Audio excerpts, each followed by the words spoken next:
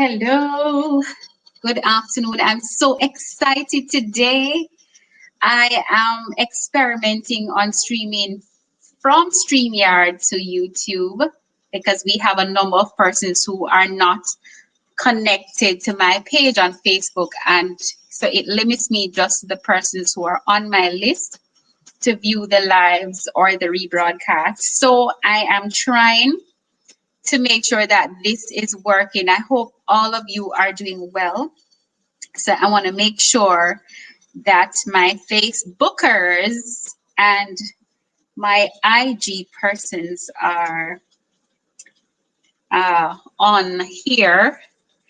This is just a test today, and I may or may not have anyone on, but I have to transition from Facebook to utilize this forum, this medium that I have. I have the YouTube channel, so why not utilize it?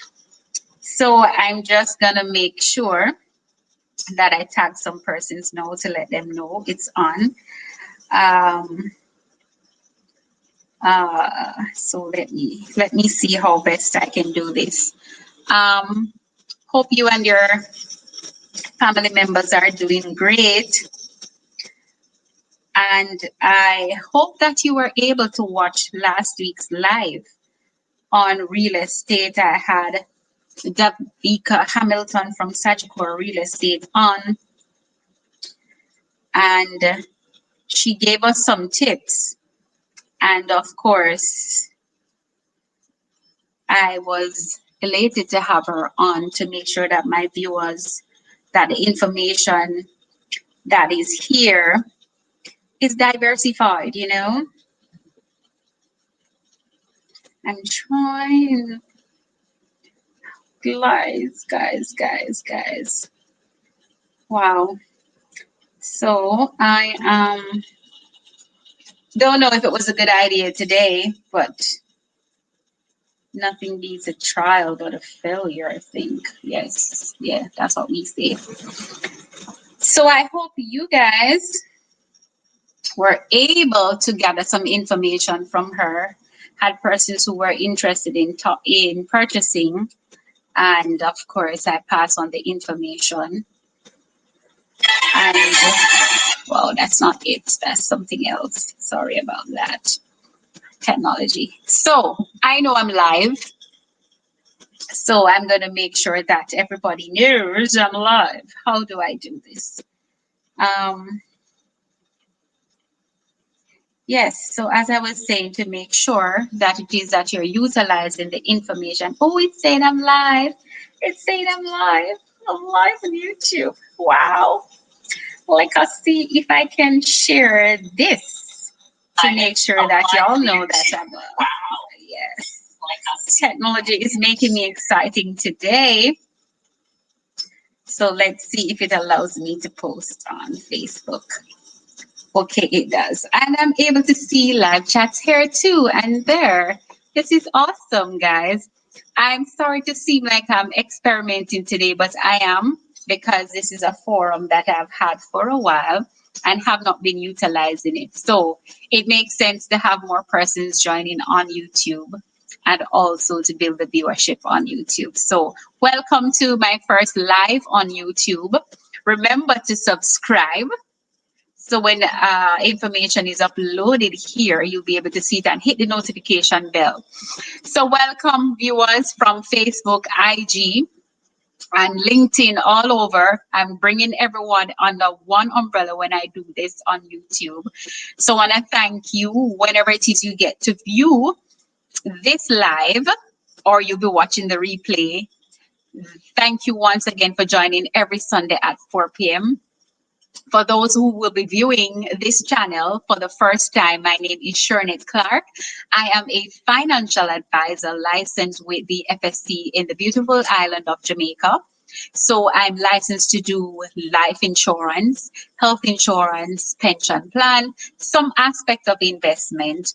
Of course, we do also I did say some aspect of investments, life, health, term insurance, business insurance, personal insurance. It's a plethora of insurance that we offer. And now my company, which is the first to offer insurance for fisher folks and farmers once you are registered with NAPA. And of course, we rather, yes. Oh my God, I'm in a different space and seem to be very nervous today, but I'm just hoping that it works and I'm just hoping that you guys get to view it. But so I just do some recap of last week and then add some, tips today. But of course, I'm excited about what is it that I do. I'm excited about sharing financial tips. I'm excited about helping persons to plan. I'm excited about implementing the plan. And I'm excited when it is put in place and when it is that you need it the most, that it's available to you.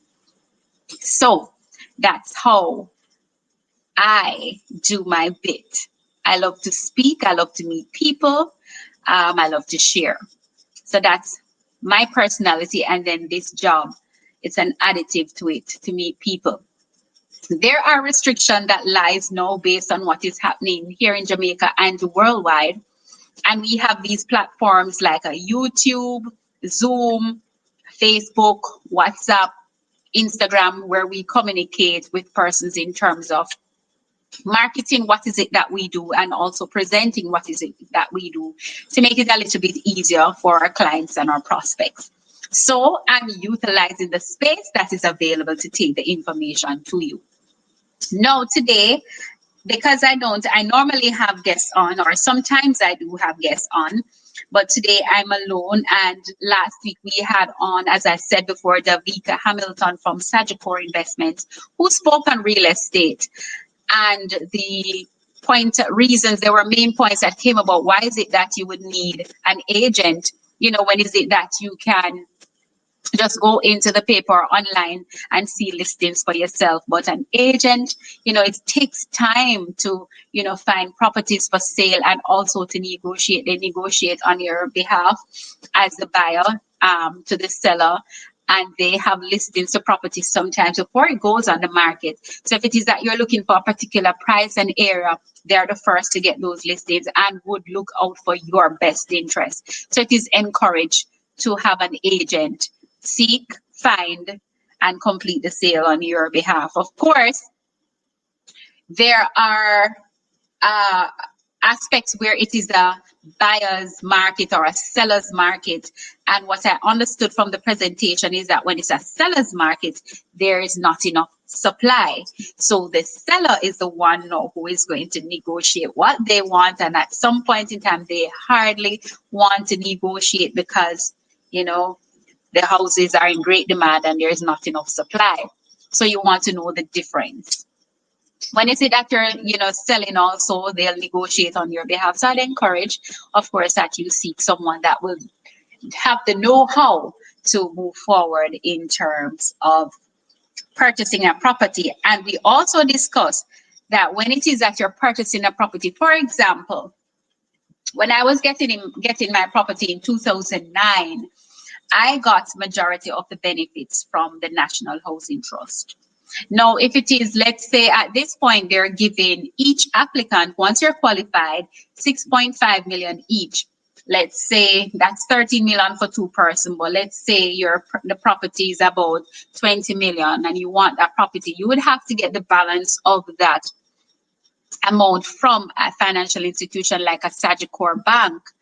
And you would need an insurance for the remainder for that balance. So the 16, the 13 coming from NHT rather, and the 7 coming from Sagicor Bank, you would need an insurance amount of that amount to be borrowed for the 7 million. So you can use your insurance policy as assignment to that loan.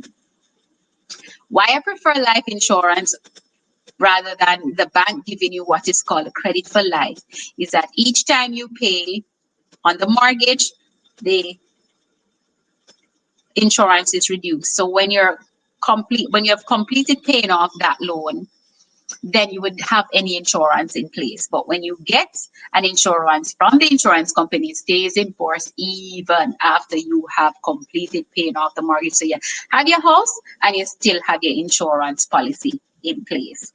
Let's say a single person, a loan applicant is purchasing the property and you're getting only the 6.5, same 20 million scenario, you would get the balance from the bank, take out the insurance for that amount that is outstanding or that you're unable to pay. And when you have completed your mortgage, you would have had your insurance, which forms, in the event of premature death. Let's say you die before completing the loan, then the aspect that is outstanding to the bank would be paid off and the balance goes to your beneficiary or beneficiaries.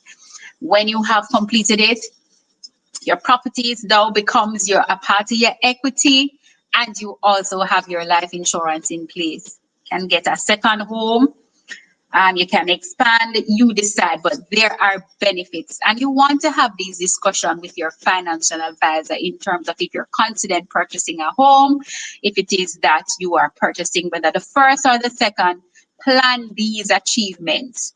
So there are some steps. There are about 8 steps that I learned in financial planning, and I'm going to give you 6 today. The financial planning process is a logical 6-step procedure. It has expanded to 8, as I said, and it depending on the needs and what is it that we're planning. Determining your current financial situation is what you would do first. So where is it that you are now and what is it that you're trying to achieve? So we need to assess where you're at now and what is it that you're trying to achieve. How much is it that you're going to need to achieve that goal? And the second step would be developing those financial goals. So we spoke about the life insurance policy that you would need as an assignment to the loan to purchase that house. Or is it that is a business and you are the main brain to the company? And if it is that you should pass on premature death or injured, what is going to happen to the company? So you want to think about some business insurance.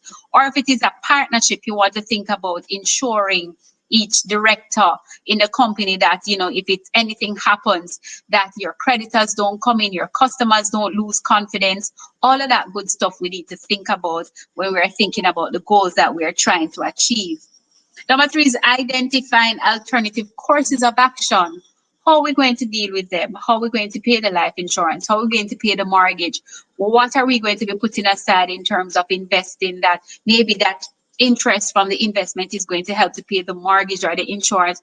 Or if it is business insurance, the company will pay for the insurance. How are we going to be doing? What are the tax advantages? How we're going to take those things? There are a lot of things to consider when you're thinking about sitting with a financial advisor, and those questions and those scenarios would be presented where stretch your mind and you can think and get the things in place. And number 4 is evaluating alternatives. So for example, when I speak about budgeting, and I said to you, based on what you earn, your income and your expenses, and what is it that is going on, where can you make adjustments? Evaluating that situation. Where can I make adjustments to achieve this goal? Can I stop going to dinner every month? Do I stop buying fast food twice a week or every week? How can I cut on expenses so I am able to channel some more money into money that is going to be working for me, some money that is going to be able to achieve some goals that I have on the list? Do some self-evaluating, evaluate the whole financial structure. What is it that is coming in, going out, and where we can make adjustments. Number 5, creating and implementing a financial plan. So once we know where the money is coming from, and I told you guys from time to time, those who have watched the lives before, we have a sheet that you can input your expenses, your income, your pension, even your NIS and your NHD. Everything is in a formula for you. All you have to do is put in the numbers to see where there's a surplus, to see where there's a deficit, and you can make the adjustments. So once we have done that, we're able to create and implement the plan. And the last one is reevaluating and revisiting the plan. So after we have created the plan, So we have the insurance policy in place, or whether it is that we have purchased the house, or whether it is that we have sorted out the budgeting, whether it is that we have started the education fund, whether it is that we have started the investment, whether it is that we have the critical illness insurance in place. Once we have set up those things, or if any at all you don't have those things yet and you just purchase your life insurance or you just purchase a house. So we're going to have the plan that whether it is on a monthly basis, it's mostly annual, but depending on when you want to achieve those goals. Semi-annually, annually, we would revisit the plan that was implemented to achieve those goals to see if it is working, to see what we can adjust, to see what we can revise to make sure that the plan is working to achieve those goals. So that's how the financial planning works. So we do what is called a fact finding and we go towards applying those goals in terms of implementing the plan. Now, I want to remind you guys that it can be tedious in terms of financial planning. But if you have a financial advisor assisting and assessing and implementing and revising, then it can work. It may seem a lot, but once you put it in place, it can work and will work. Excuse me. So, of course, my information is available here right on YouTube, Facebook, LinkedIn, and Instagram. I can be contacted, just DM me. And of course, we can start the financial planning process. I want to remind you to remember to wash your hands, wear your face, wear your mask, and also to watch your distance. I'm not sure what's happening with my throat though, but I've been resting all morning. But remember to observe the protocols, guys. Remember to stay focused and to stay strong and to stay safe. Love on your family, love on your friends. Remember, we're all in this thing together. I want to see you survive. I want to see you plan. So remember to contact me right here, Shernette Clark. Remember to watch the videos. Remember to subscribe and to hit the notification bell. Enjoy the rest of your afternoon, ladies and gentlemen, viewers. I intend to enjoy the rest of mine. Bye. Love you. Walk good.